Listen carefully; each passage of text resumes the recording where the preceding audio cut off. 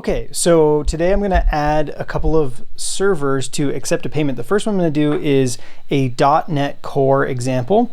So this is a brand new Stripe sample for accepting a payment using a variety of different payment methods. And so right now the sample looks like this. We have a custom payment flow integration type, and inside of that we have a client directory with a few different options for implementing the client side. We have a server directory for implementing several different servers. So the one we're going to add now is for .NET. And this will be a .NET console application. And I'm going to copy an existing one from one of our checkout one-time payments custom payment flow server.net. So I'm gonna copy an existing solution from another sample into this custom payment flow one, and then we'll go look at the custom payment flow implementation here. So in the .NET server, we have just a .NET, I'm sorry, it's not a .NET console application, it's a .NET MVC application. And so if we start in startup, we have some environment variables that the other sample used that we do not need to use, including these three arguments. We just need publishable key, secret key, and webhook signing secret. And so before we go too far, I'm also going to update this Stripe options object to only accept these three. In our controller, we are not going to have anything about checkout anymore. So I'm actually just going to delete these methods. Let's see, our config is going to return just the publishable key from .env. And that will be loaded here like so. And now we can go to our config response and make it so that we only are responding with the publishable key. Publishable key. That's the pattern and convention that this specific sample uses. So when we receive a GET request for /config, we expect that the publishable key is returned. So if I jumped into custom payment flow server.net, then here I could run .NET run program.cs. And before I do that, I actually want to, I'm going to change the Stripe version. So .NET package remove stripe.net because this always trips me up. Remove package. The ordering of those commands is always super weird to me. Okay, so we're removing stripe.net, and then I want to add it back. I think this is the only way to like upgrade the version to latest. So I want to make sure that we're on the latest version of stripe.net. I'm going to try running .NET run program.cs again. This should start up our .NET MVC application, and it didn't. It crashed because I changed that name from that to that. So let's see. Accept a payment. All right, so jumping back into our implementation here. In the controller, in the payments controller, I renamed this to publishable key. So that should work. Let's see. So if we try to run the program again, we're getting a warning that says the async method lacks an await operator. That's because we're not actually calling await in here. So I think we can just have this return a config response.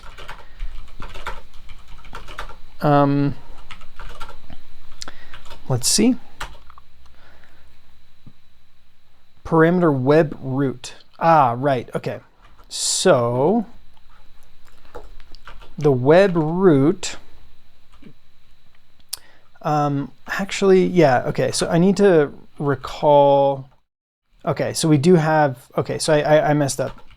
I removed one setting that we actually still do need.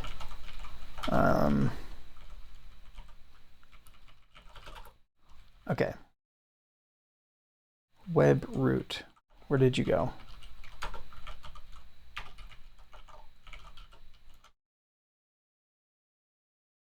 Use web root, get the environment variable static dir. So that actually does need to be set. And so I'm going to, what am I going to do? I'm going to copy.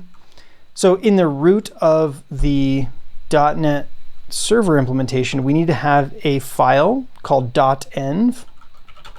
So I'm going to go into custom payment flow servers.net, and I'm going to copy the one that I have in the Ruby server in here. And we'll take a look at what that looks like. So .env looks like this. These are my API keys.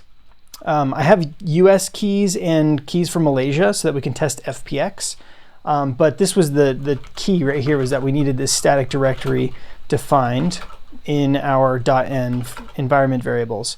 Now, in practice, if you're going through this, there should be a .env.example in the root of the application, and there is here.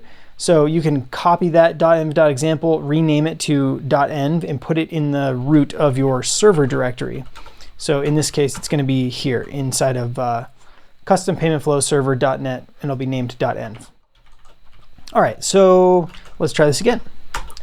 So we're going to run program.cs. Now that web root, what it defines is the path to the client files. So where the front end code is running. Now, if I go to localhost 4242, I should see the sample, and here it is. It's looking grand. Okay, so what's next? I actually have some tests that I can run. They're written in RSpec, so I can say RSpec spec, and these will run Ruby tests against our server and then come back with some errors. So we're passing a couple tests already, but the full integration path to /create payment intent creates a payment intent with for card with USD. So right now we don't actually support any post request for this endpoint that we need to add for creating a payment intent. So again, a payment intent is represents an intent for someone to purchase something, one of your customers. So create payment intent. And we're going to respond with a payment intent response. And I'm going to make this one async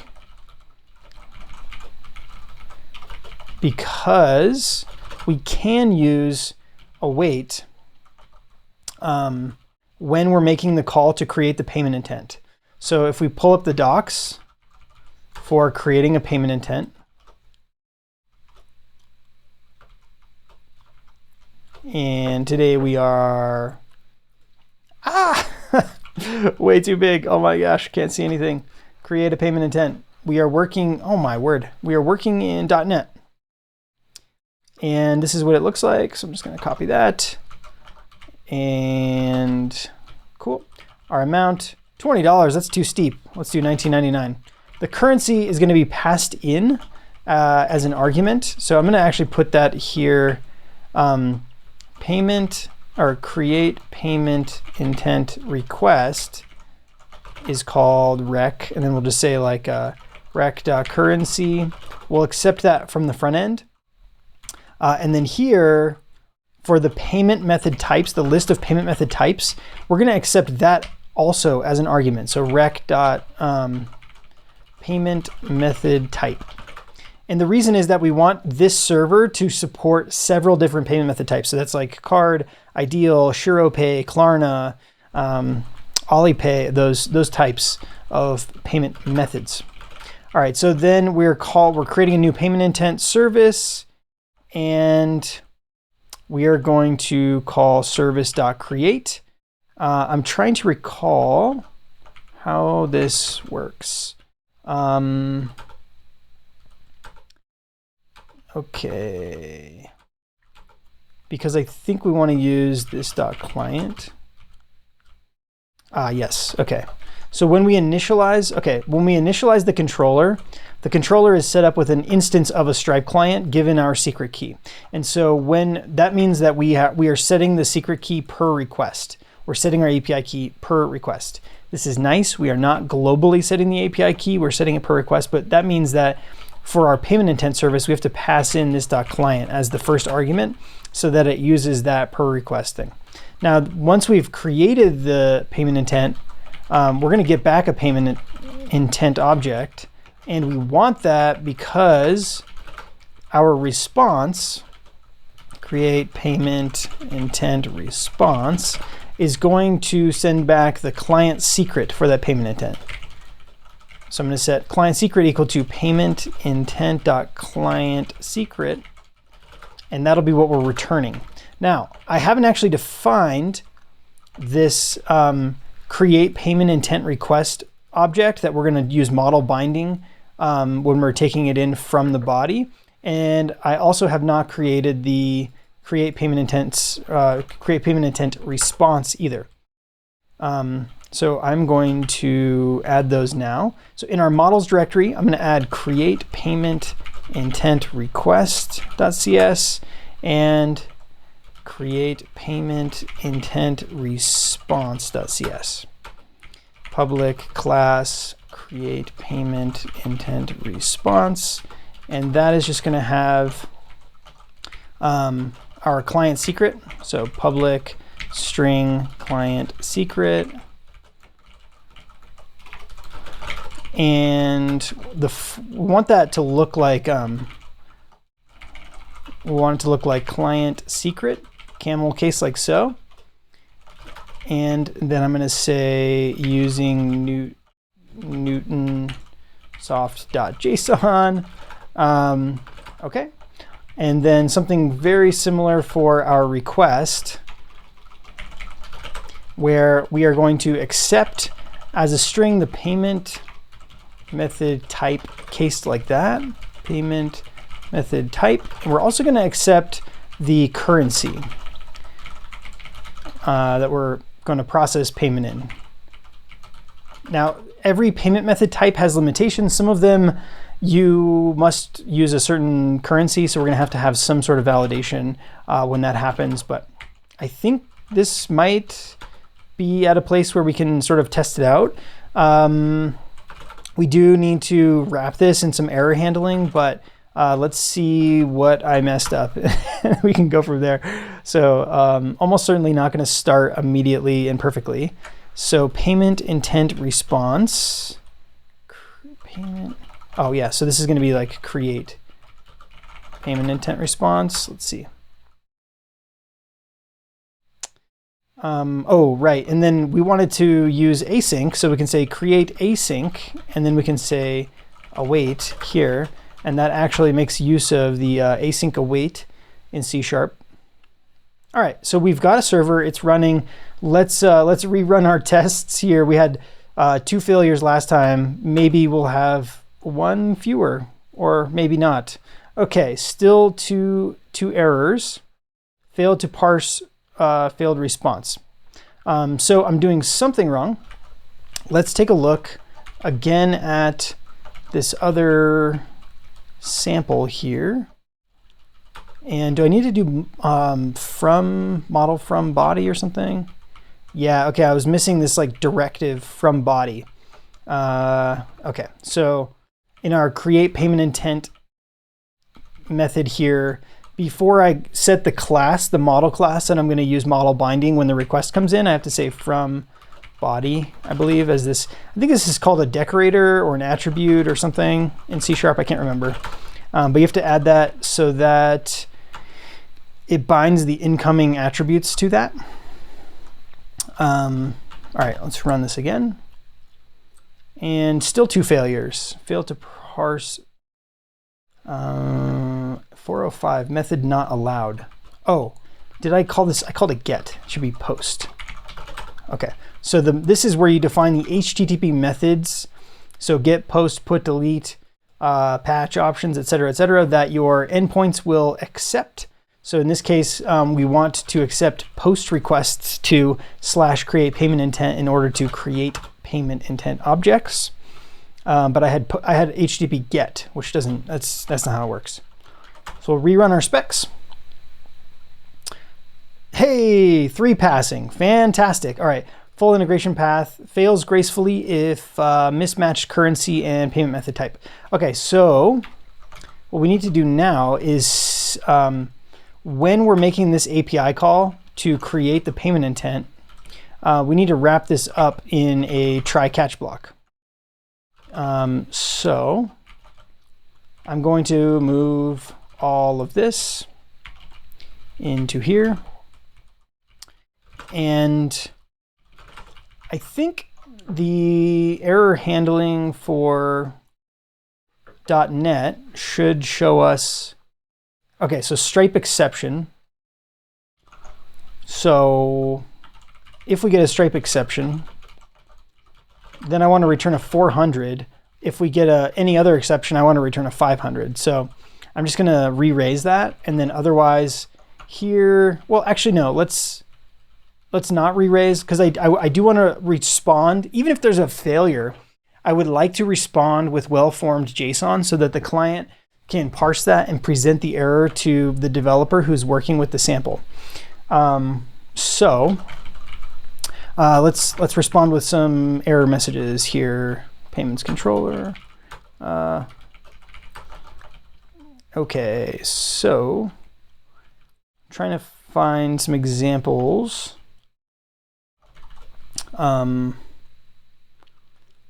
Yeah, so we want to return bad response.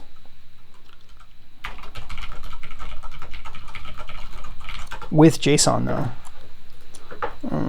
Okay, perfect. So yes, this is what we want to do.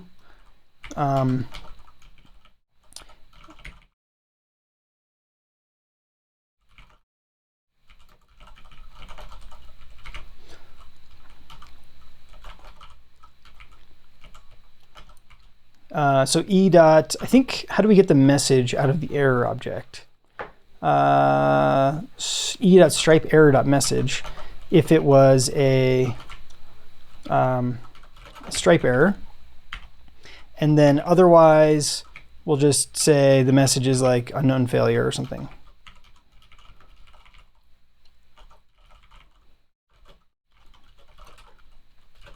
All right, let's see if that runs.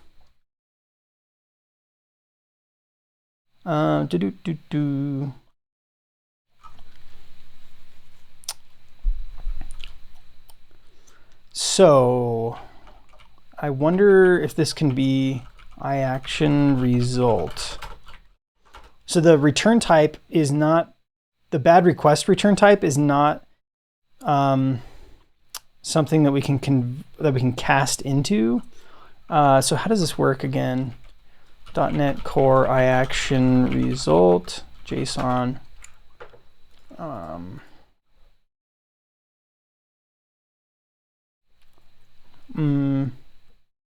iAction result.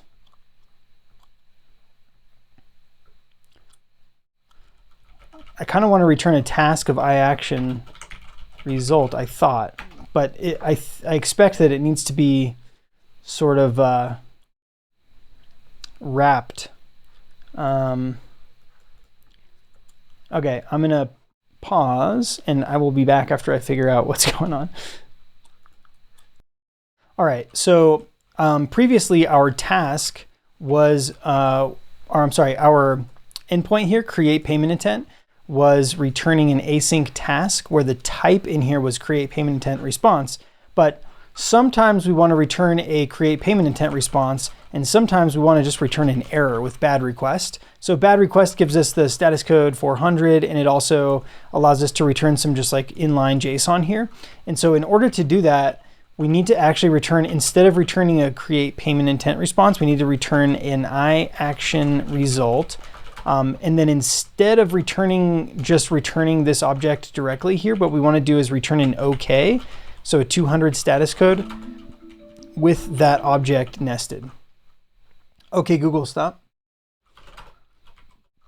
So if we rerun the program, or program.cs, and then run our tests, we are now passing. So just to show you what this looks like, localhost 4242. If we came over here, we could click on card and we could test out, an SCA regulatory card where we click pay. the client secret was returned back to the client. And then we receive this modal. This is a test payment for $9.99 USD using 3D Secure, complete the authentication, and then payment has succeeded. What's cool is that what we're working through is adding the support for this to several different payment method types. So Bex Direct Debit, SEPA Direct Debit. Let's take a look at maybe like ShiroPay, right? So you can click on Pay, and then we experience the bank redirect flavor of payment method, where we then have to authorize and we're redirected back. So now our .NET server is implemented in the same way that all of our other servers are, and we have an example. Hopefully that was helpful. And yeah, if you enjoyed this, then hit the like, hit subscribe, and yeah, I expect to be putting out a lot more content like this. So we'll see you later.